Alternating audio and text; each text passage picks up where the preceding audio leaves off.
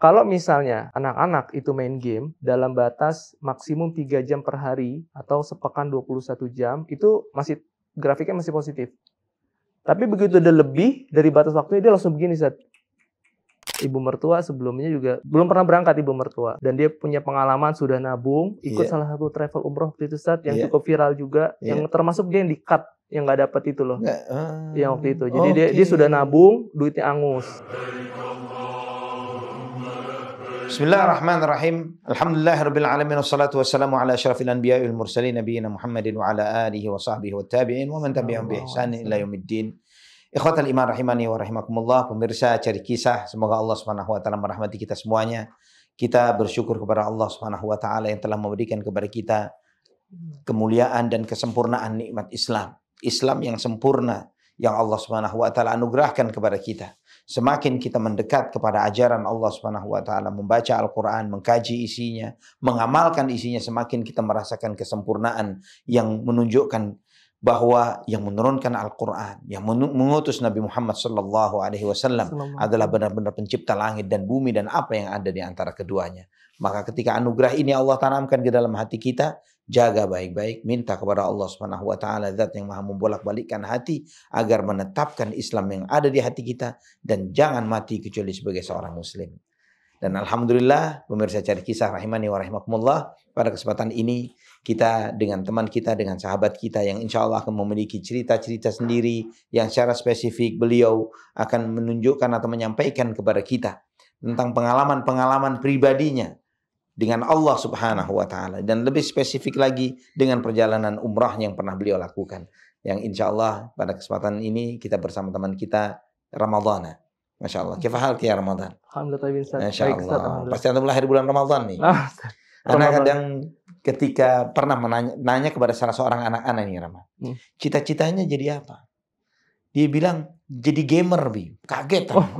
Itu cita jadi gamer. Nah, memang benar Allah menyebutkan innamal hayatud dunya la'ibun walahun. Dunia ini permainan dan senda gurau. Tapi bukan berarti kemudian bercita-cita jadi gamer, pemain gitu. Ini cita-cita baru yang mengejutkan buat anak. Menurut antum gimana cita-cita gamer ini tadi? Masya Allah, Masya Allah. Ya, alhamdulillah, anak mungkin dapat kesempatan untuk bekerja di industri kreatif, Anda bilang ya. Awalnya dulu mungkin mirip, Anda pengen bikin sesuatu yang bagus, terus yang bisa dinikmati oleh orang banyak, gitu, dan dilihat di mana, bikin apa Rama, bikin ini bisa dilihat banyak gitu. Itu awalnya kayak gitu, gitu. Berjalan ternyata memang nggak semua yang seru, yang bagus itu memang sesuai dengan syariat ya kadang ya, ada yang baik gitu. Jadi kita bisa milih. Tapi kalau kita ngomongin sekarang, kemarin alhamdulillah kami ikut pameran juga di Tokyo. Di Tokyo itu banyak banget anak-anak muda, mereka develop game, dan game ini sebenarnya teknologinya sekarang dipakai nggak hanya untuk istilahnya permainan interaktif atau entertainment saja, Ustaz. Jadi kayak kita misalnya kita bikin juga untuk arsitektural. Pakainya teknologi game sebenarnya, Ustaz. Benar. Pakai teknologi game. Jadi orang bisa lihat misalnya ada lagi bangun villa atau hotel, orang bisa lihat, bisa masuk ke webnya, bisa jalan ngelihat ruangannya seperti apa. Kemudian kalau misalnya ada pergantian dinding, warna tembok segala macam. Jadi tadinya yang unsur-unsur yang hanya bisa dinikmati melalui video satu arah misalnya. Tapi dengan game dia kan bisa interaksi, Ustaz. Nah, itu salah satunya. Kemudian ada unsur-unsur cerita juga dalam game. Jadi memang ada di satu sisi itu ada ada sisi positifnya, walaupun negatifnya juga kita nggak bisa tutup mata juga tuh, Ustaz. Gitu ya. Iya, jadi banyak teknologi game ini dipakai otomotif juga. Salah satu juga yang kita lagi kerjain, ada perusahaan jual ban, dia punya brand banyak, mungkin ada segala macam brand-brand yang terkenal. Mereka mau ini ban ini bisa dilihat secara online, terus bisa diganti mobilnya. Kalau saya punya mobil brand ini, bannya kayak ini gimana hasilnya, kayak gitu. Nah itu kalau otomotif. Untuk spesifik brand ban tertentu atau untuk sejumlah brand ban? Untuk spesifik, karena nih kita gitu ya. Karena kita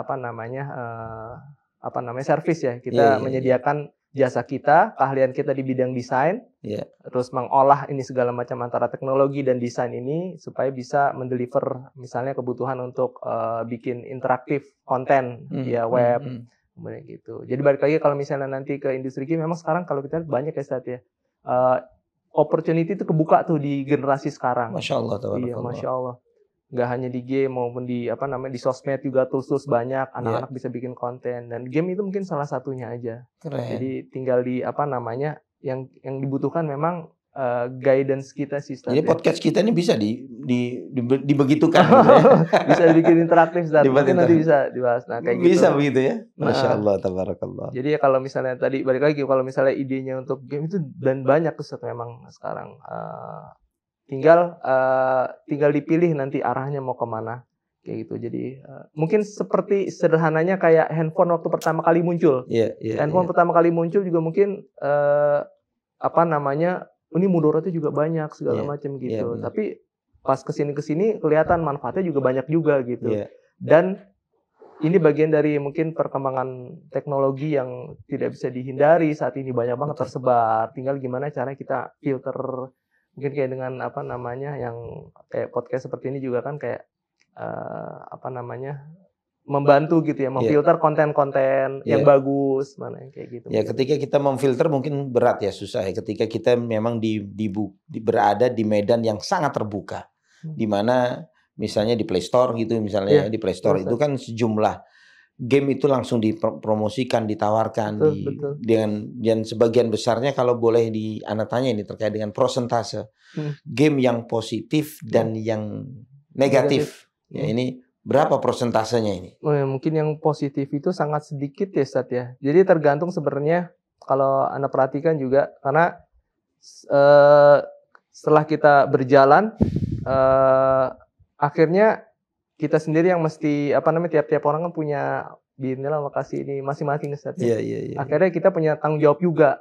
Akhirnya ada hal-hal yang kita bisa kerjakan, ada yang enggak. Kalau melihat dari persentasenya mungkin tergantung, tapi kalau kita cari misalnya yang family friendly itu ada juga Ustaz. Ada begitu ya. Iya, kayak Ana juga ada ponakan masih SD dan satu lagi masih TK, itu memang kita coba batasi gitu, kita beri batasan, misalnya nih game-game atau misalnya yang konten-konten gak hanya game ya, video juga yang aman untuk mereka konsumsi. Terus kita batasi waktunya juga Ustaz. Iya benar. Batasi waktunya, kemudian akses mereka untuk ke situ, jadi mereka nggak bisa nyari sendiri. Jadi kita yang kita memberikan pilihkan pembatasan. Iya, misalnya ada game yang kira-kira membantu mereka berhitung, bantu mereka untuk menyelesaikan puzzle. Gitu. Jadi kan ininya untuk meningkatkan logika dan pola pikirnya. Dan kita batasi juga, kalau sekarang kan download lagi, ini lagi, itu nggak kita batasi. Ada waktunya, ada hari-harinya dia bisa main, dan per harinya berapa jam. Itu bisa di platform hanya di komputer, atau bisa di Nintendo atau PS atau apa, atau hanya tertentu saja di komputer atau laptop atau tab atau handphone atau bagaimana? Nah, memang kalau sekarang itu semua yang Ustadz sebutkan tadi itu masing-masing punya ada produk-produknya. Ada produk-produknya yang akhirnya kembali lagi ke kita sebenarnya yang filter Ustadz.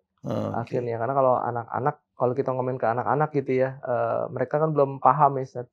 Kadang ngelihat warnanya menarik atau ini menarik, tapi ternyata isinya sangat tidak edukatif gitu misalnya. Nah, itu memang peran kita yang diperlukan, karena kan anak-anak juga mereka berinteraksi kan di sekolah. Mereka pakai istilah mabar atau main bareng. Nah, ini kan kita juga perlu mabar, apa yang dimainin bareng nih nih gitu kan. Main apa nih gitu. Iya, main apa, kita perlu mantau kayak gitu. Ada terbersih di benak antum sekarang, misalnya kalau Anda tanya 5 game yang mungkin edukatif yang bisa dimainkan oleh anak-anak gitu ya di usia SD gitu.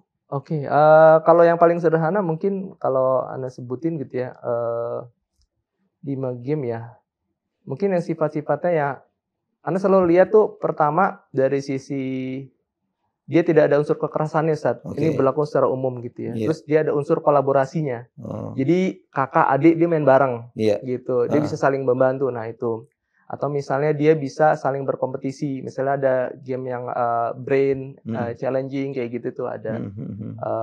Kemudian ada juga yang game-game ini dia punya unsur cerita, Ustaz. Oke. Dia unsur narasi. Jadi nanti anak ini bisa main, terus nanti dia bisa ketemu pilihan gitu segala macam.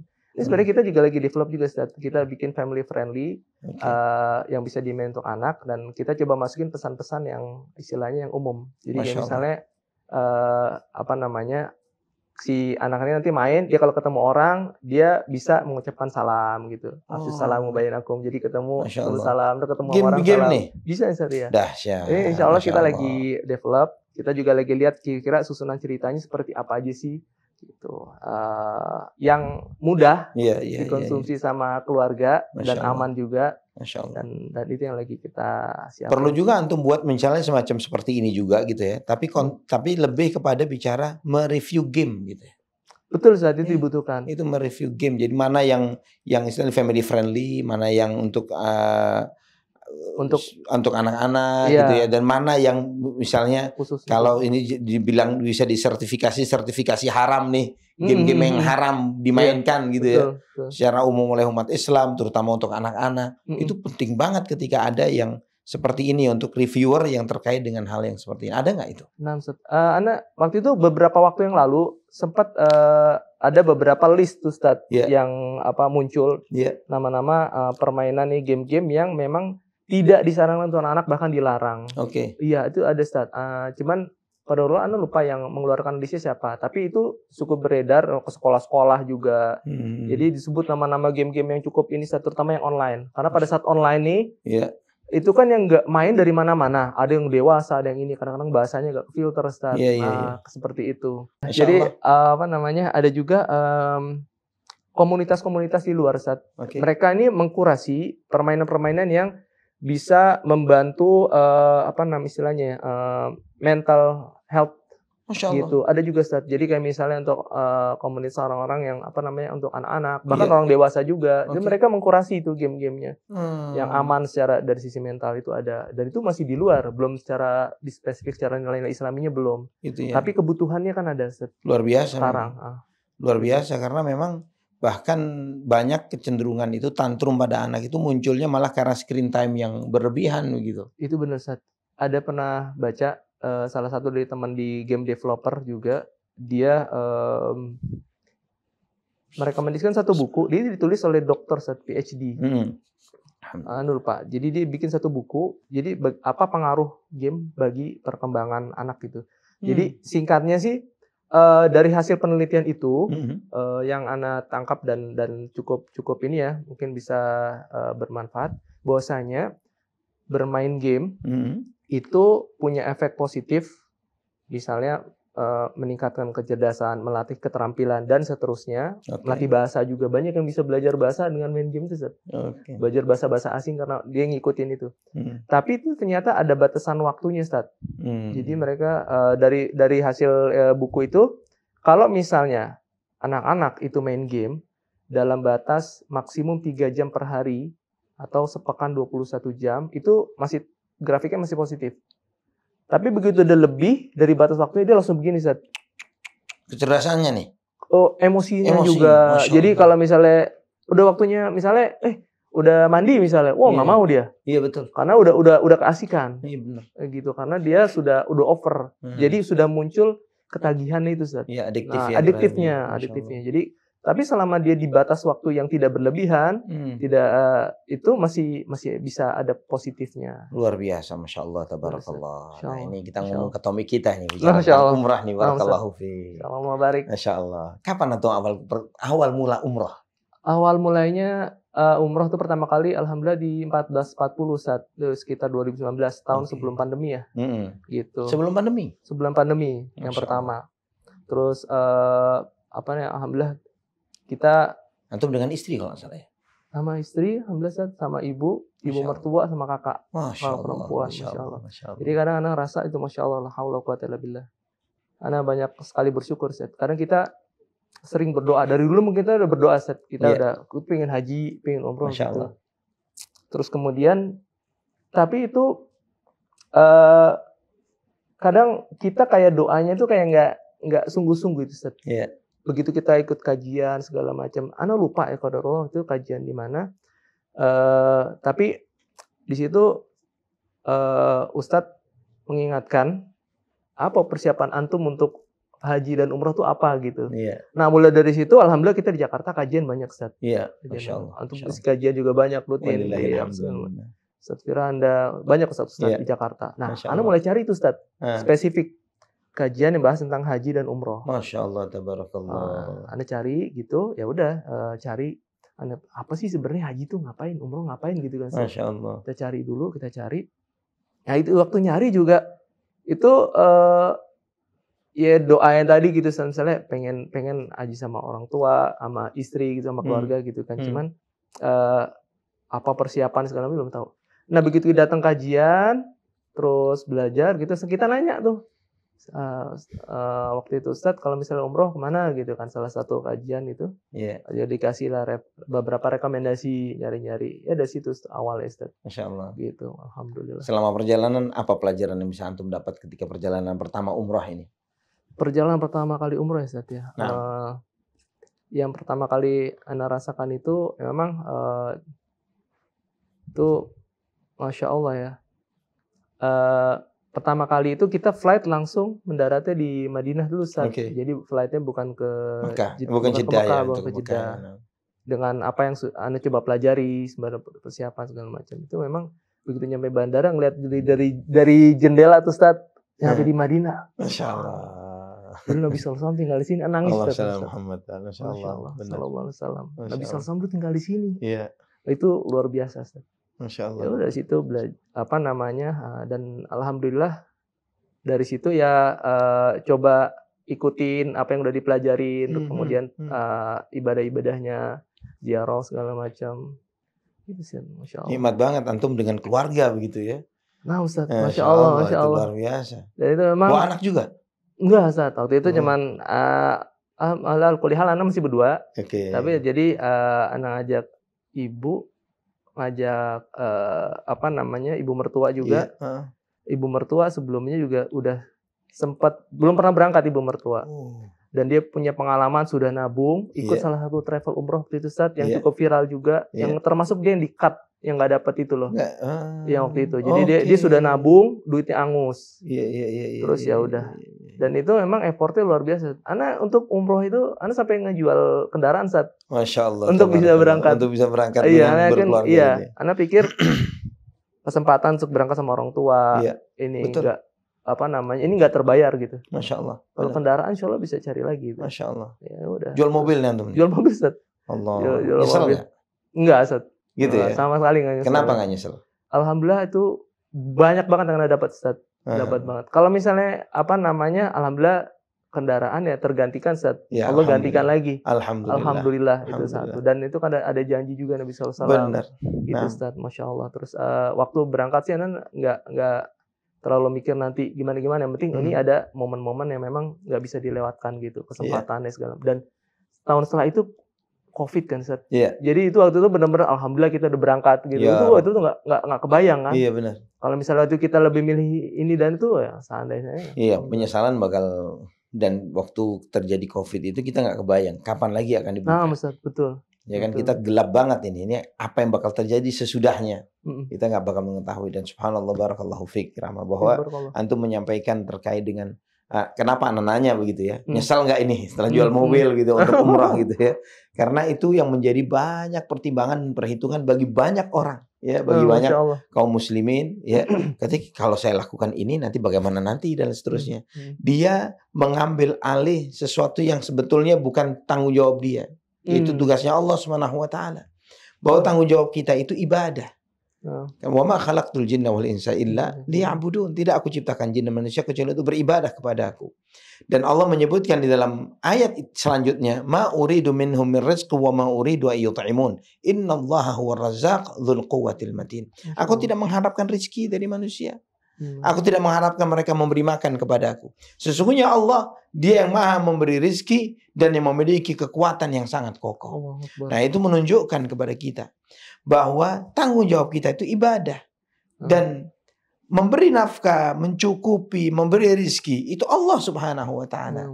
Maka dalam salah satu hadis qudsi yang sahih, Allah Subhanahu wa taala berfirman, ya bna Adam, unfiq alaik. Wahai anak Adam, nafkahkanlah hartamu, maka kau akan menafkahimu. Belanjakanlah hartamu. Otomatis konteksnya ini adalah membelanjakan harta di dalam hal-hal yang diridhoi oleh Allah Subhanahu wa taala. Ketika antum berkomitmen yang seperti itu pertanyaan anak-anak itu adalah untuk memberikan inspirasi kepada antum semuanya bahwa kita ini hamba Allah Subhanahu wa taala tidak akan pernah menyesal dengan segala sesuatu yang kita lakukan dan bahkan apapun yang kita korbankan karena Allah Subhanahu wa taala. Jangankan bicara harta, bahkan nyawa sekalipun ketika itu dikorbankan karena Allah Subhanahu wa taala, Allah Subhanahu wa taala akan memberikan kehidupan yang jauh lebih luar biasa lagi. Masya Allah. Antum setelah itu menjalani ibadah umrah juga sesudahnya? Alhamdulillah, setelah itu kan pandemi, pandemi tahun berikutnya pandemi, terus 2000 setelah itu 2 tahun ya Ustaz, pandemi.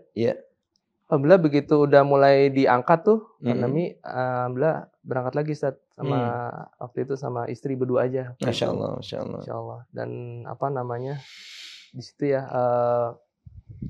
Yang menarik buat Anda Ustaz tadi mengenai rezeki yang Ustaz sampaikan itu betul banget Ustaz. Jadi setiap tahun kami selalu doa untuk bisa berangkat. Masya Allah. Setiap tahun Ustaz. Padahal tabungannya gitu-gitu aja Ustaz. Masya Allah. Tabungannya gitu-gitu aja. Masya Allah. Kerjaan juga gitu. Kadang-kadang klien bayarnya telat apa segala macam. Kita juga kerjaan-kerjaan kita juga kadang nggak bisa kita tagih di waktunya. Kadang ada revisi dan sebagainya. Benar. Tapi setiap tahun kita selalu doa.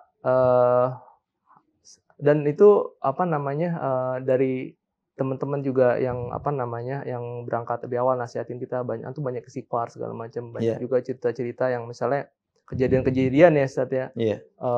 Bahwasanya udah mau sampai bandara pun terus kemudian ternyata nggak bisa berangkat, paspor segala macam. Jadi itu termasuk kalau menurut Anda jadi pelajaran yang penting ya rasa gitu. Seberapapun yang penting kita ikhtiar, terus kita banyak istighfar juga gitu.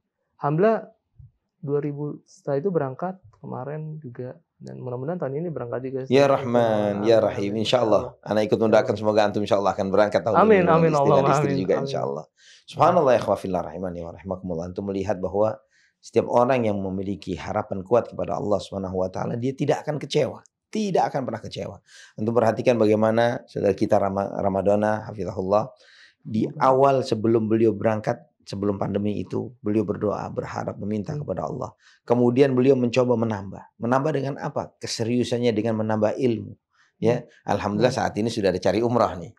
Ya kan, cari umrah itu. Jadi pencarian antum sudah kesini saja gitu ya. Semua apa yang antum cari terkait dengan umrah dan haji, insya Allah dicari umrah akan terakomodir insya Allah ya Rabbana ya Karim.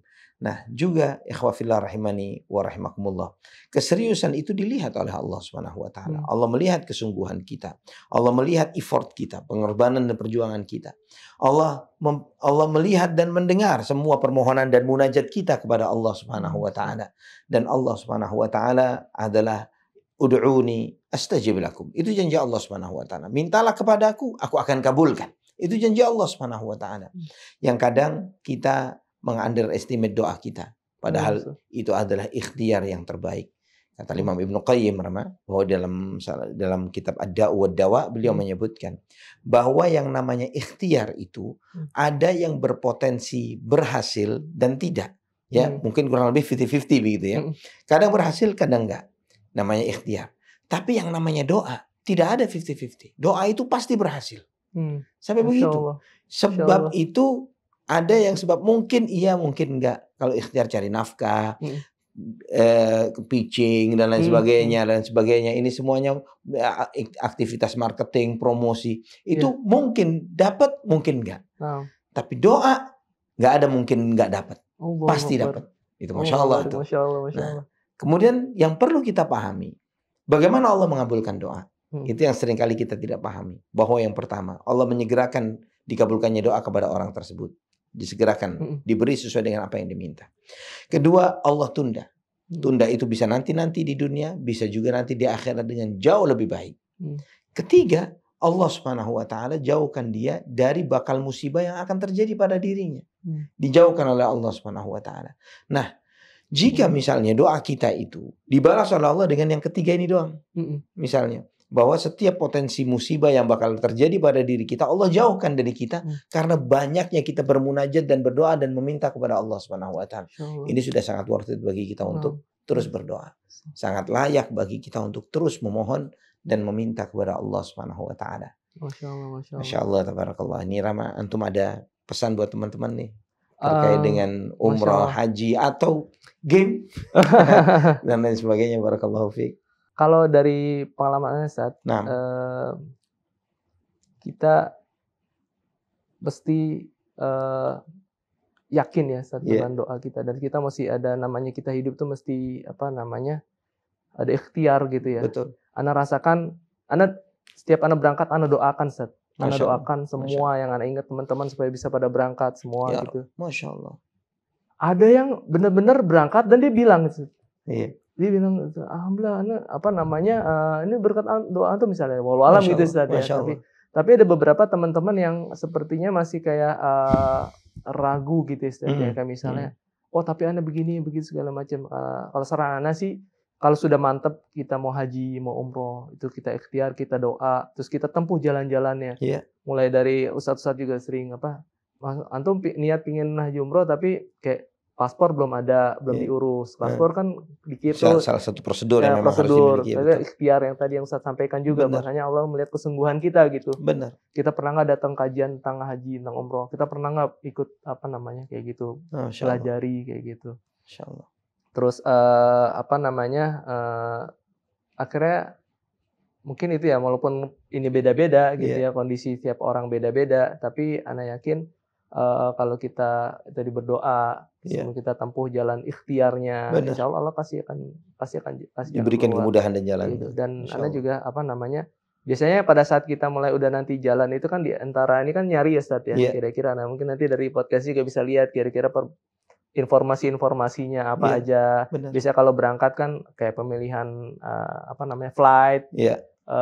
Terus hotel segala macam, terus travelnya juga kan gitu juga. Jadi kita perlu referensi gitu kan. Betul. Yang ini apa enggak. Jadi ini nanti bisa dapat insight. Ada beberapa rubrik yang dari cari umrah ini, di samping kita ini sekarang ini di rubrik cari kisah misalnya, di situ nanti ada cari fakta terkait dengan fakta-fakta yang sering beredar di masyarakat kita ya. Misalnya apakah fakta itu real atau itu adalah mitos gitu ya, terkait dengan fakta-fakta yang terkait dengan umrah dan haji gitu ya. Termasuk juga nanti insya Allah kita akan ada sesi khusus terkait dengan profil travel haji dan umrah. Ya, profil itu nanti kita akan lebih kepada bagaimana mereka memberikan pelayanan kepada jamaahnya, dan itu akan menjadi bahan lah bagi setiap pemirsa untuk bisa memilih travel umrah mana yang layak bagi antum untuk berangkat bersama mereka. Begitu. Masya Allah, tabarakallah. Baik, ikhwafillah rahimani wa rahimakumullah. Inilah kesempatan kita pada kesempatan hari ini, kita berbicara dengan seorang, saya tidak bisa katakan gamer ya, game developer tapi game developer, dan itu mungkin yang harus diperbaiki kepada remaja kita. Kalau mau ingin main game, buat dulu gamenya, gitu ya. Develop dulu gamenya, dan jadi jangan sampai kita hanya sebagai seorang user, hanya sebagai seorang konsumen, tapi belajarlah untuk menjadi seorang produsen. Belajarlah untuk memberikan pengaruh. Jangan terus menjadi orang yang selalu dipengaruhi. Semoga pembelajaran ini di dalam kehidupan, dari pengalaman-pengalaman teman, sahabat, saudara kita, apa yang kita baca dalam Al-Quran, dalam sunnah Nabi SAW, dari pengalaman hidup saudara dan teman-teman kita, itu semuanya memberikan inspirasi yang positif, yang bermanfaat bagi kita, karena guru yang terbaik adalah pengalaman. Dan lebih baik lagi adalah ketika kita bisa mendapatkan pembelajaran dari pengalaman orang lain. Itu akan lebih dahsyat lagi, lebih shortcut lagi. Kita tidak perlu belajar gagal dari diri kita, tapi bagaimana kita mempelajari kegagalan dari kegagalan orang lain. Barakallahu fikum. Subhanakallahumma wa bihamdik, asyhadu an la ilaha illa anta astaghfiruka wa atubu ilaik. Wassalamualaikum warahmatullahi wabarakatuh. Waalaikumsalam warahmatullahi wabarakatuh.